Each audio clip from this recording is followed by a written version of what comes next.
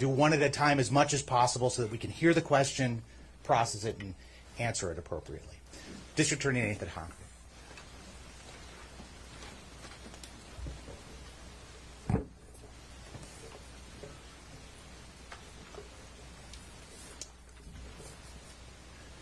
Good morning. My name is Nathan Hochman. I'm the District Attorney of Los Angeles County.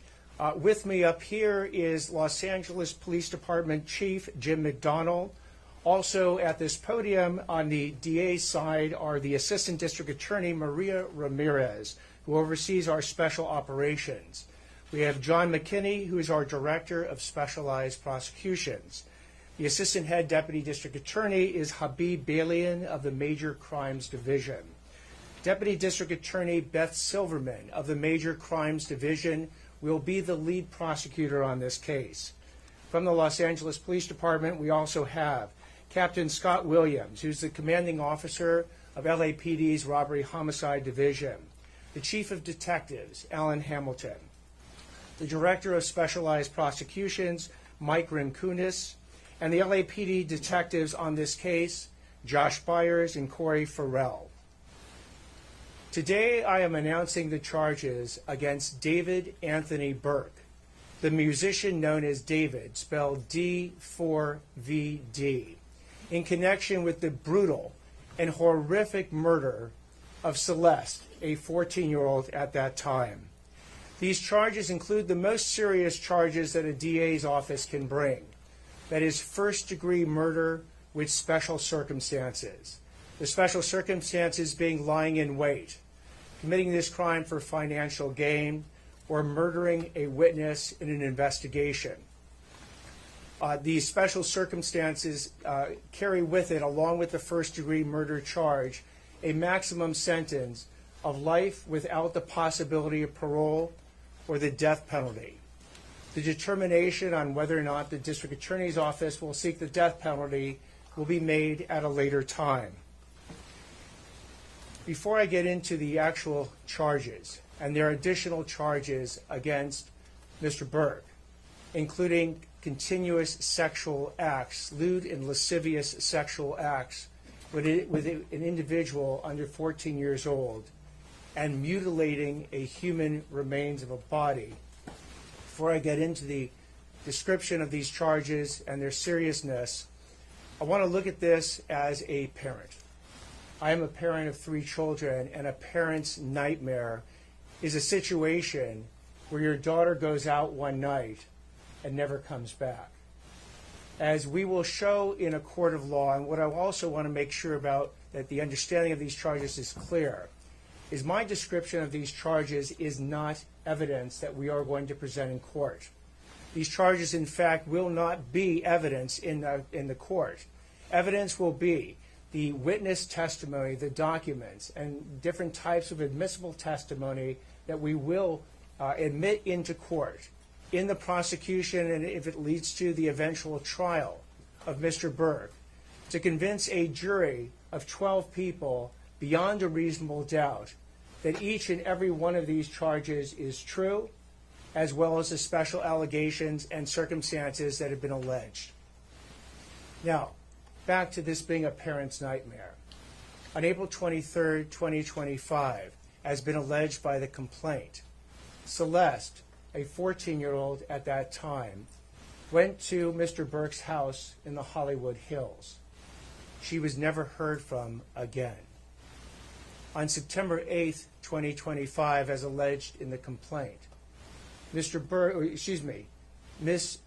Celeste's remains, her dismembered and decomposed remains, were found in 2 bags inside of a front trunk of a car registered to Mr. Burke. Thereafter began an investigation. The investigation was to determine who killed, who murdered Celeste months and months before. That investigation was carried out in unison and in partnership between the LAPD's Robbery Homicide Division and the District Attorney's Office. At every point in the investigation, through the arrest and the filing of charges, the LAPD and the District Attorney's Office have worked in lockstep. There's been no disagreements amongst these entities in deciding how to proceed with this case, ultimately leading to these charges today. So what you have as well with these charges is that, again, there are 3 sets of charges that have been brought.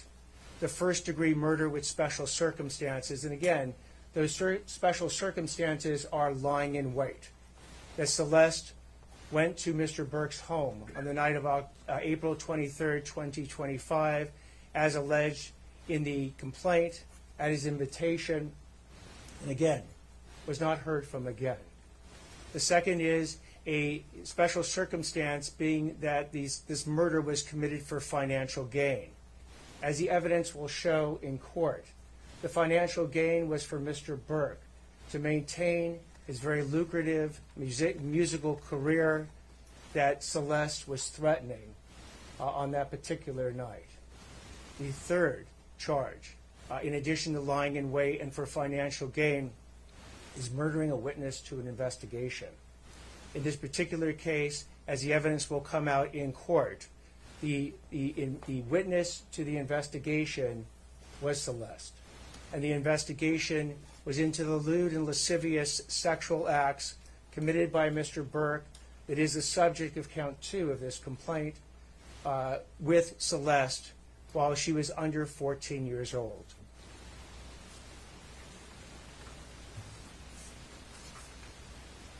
I had the chance to meet with some of the family members of Celeste, and their grief is uncalculable as to what happened to their daughter. What they have demanded, what we have assured them that the district attorney's office working with LAPD would give them is the proof beyond a reasonable doubt on who killed their daughter, on how their daughter was killed, when their daughter was killed, and bring that killer to justice. That killer that we have now charged is David Anthony Burke. We will have questions after I speak and Chief McDonald speaks. At this point, I invite Chief McDonald to speak. Thank you very much. Good morning, and thank you all for being here. I want to begin by expressing my deepest condolences to the parents of Celeste Rivas. No parent or any human being should have to endure what you've gone through. Today, alongside DA Hochman and our partners at the LA County District Attorney's Office, and thanks to the tireless and hard work of our investigators at the LAPD, we're announcing the arrest and prosecution of David Burke for the murder of 14-year-old Celeste Rivas. Throughout the 7-month investigation, this department has faced criticism for how we handled the case and for our decision not to provide details. I want to be clear about something. My duty is not to fuel speculation, it's to deliver justice, and that requires patience and discipline on everybody's part. This investigation was driven by a single purpose: to secure justice for Celeste Rivas and for those who loved her. We had to be certain that nothing we did or said would ever jeopardize this case. Ms. Rivas was a reported runaway from Riverside County. During the course of our investigation, detectives learned that she had been involved in a sexual relationship with Mr. Burke when she was a minor and he was an adult. On April 23, 2025, Ms. Rivas arrived at Mr. Burke's home in the Hollywood Hills. That's the last time she was known to be alive. On September 8, 2025, Ms. Rivas' dismembered and badly decomposed body was discovered in the front trunk of Mr. Burke's impounded Tesla. From that moment forward, our investigators faced an extraordinary, difficult, and complex case. The condition of her remains delayed the medical examiner's ability to be able to determine cause of death. The substantial amount of time that passed between her death and the discovery meant that crucial evidence had degraded or disappeared. And as detectives worked to uncover the truth, they also had to sift through and debunk a great deal of false information circulating publicly. These challenges were real, and they required patience, precision, and an unwavering commitment to the facts. Despite these obstacles and despite intense public pressure, our Robbery Homicide Division detectives remained steadfast in their duties. They recovered and analyzed a substantial amount of digital and forensic evidence. They stayed focused, disciplined, and committed to uncovering the truth. Their work, in close collaboration with the District Attorney's Office, has brought us to this moment today.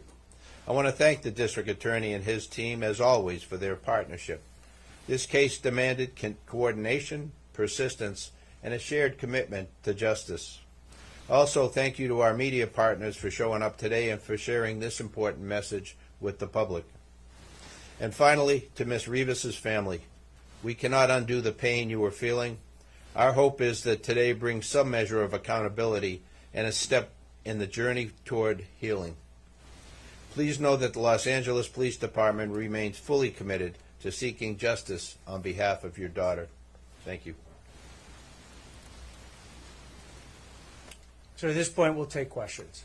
Anything more you can tell us about the fact that she was a witness in the pending investigation, that she reported the abuse, who was doing that investigation? The details of the allegations that have made, particularly with that special circumstance, will be produced in court. And you determine cause of death and the difficulty it was to determine both the manner, cause, and date? So with respect to the coroner's report, we will be seeking quite quickly to provide an order to the court that now allows the coroner to release that report to the public. You believe that he from acted? the BBC, between the finding of the body of Celeste's body or her remains, why has it taken so long for an arrest to be made? I think the police chief got it right, that in a situation where you don't have an eyewitness account, or we can't point to a video that shows the killer killing someone, you have to go through the very rigorous and thorough investigation to look at all the digital and forensic evidence. You have to speak with witnesses, often who are cooperative, and some who are not cooperative, in order to obtain all the information necessary to decide who did what, when, how, and what their mental state was at the time. That is what we've been doing over the last, between September 8th, roughly, and today when we bring these charges on April 20th. So again, it's a type of case that you want to make sure you get maximum information. And by the way, if there's anyone out there that has material information about this particular murder or any other actions taken by Mr. Burke, please come forward to the Los Angeles Police Department, come forward to the LA County DA's office, and report that information. Mr. Hochman, there were other people who were aware of this relationship. Is it possible that you will be arresting other people within his circle, and did he act alone in this death?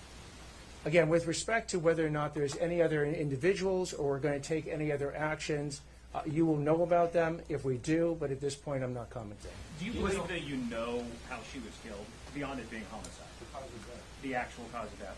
The coroner's report will be released shortly.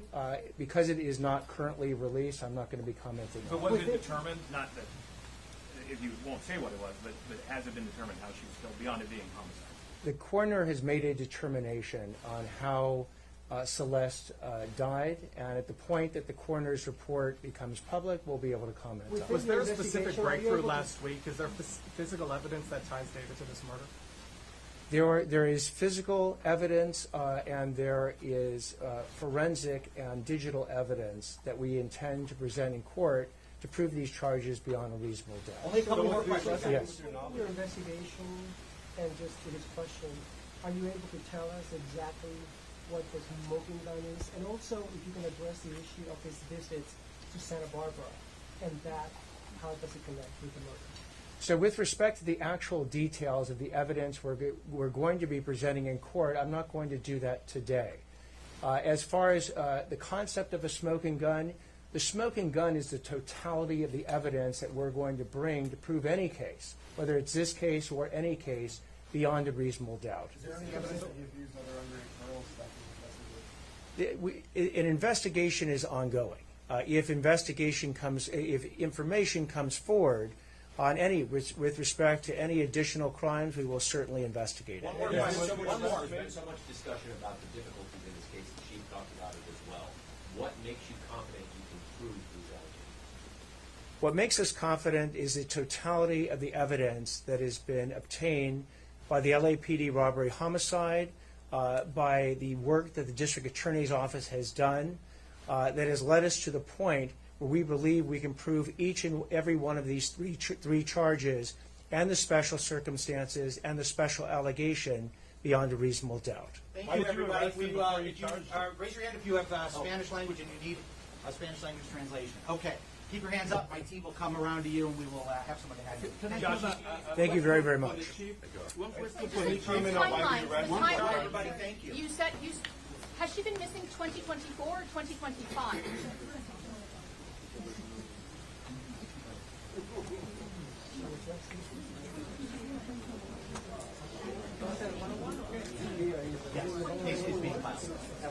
So a few things, you guys. Case is being filed, so I know you guys have your deadlines right now. So you can see the DA is announcing that charges are being filed today. It's being done as we speak. We're shortening our hours.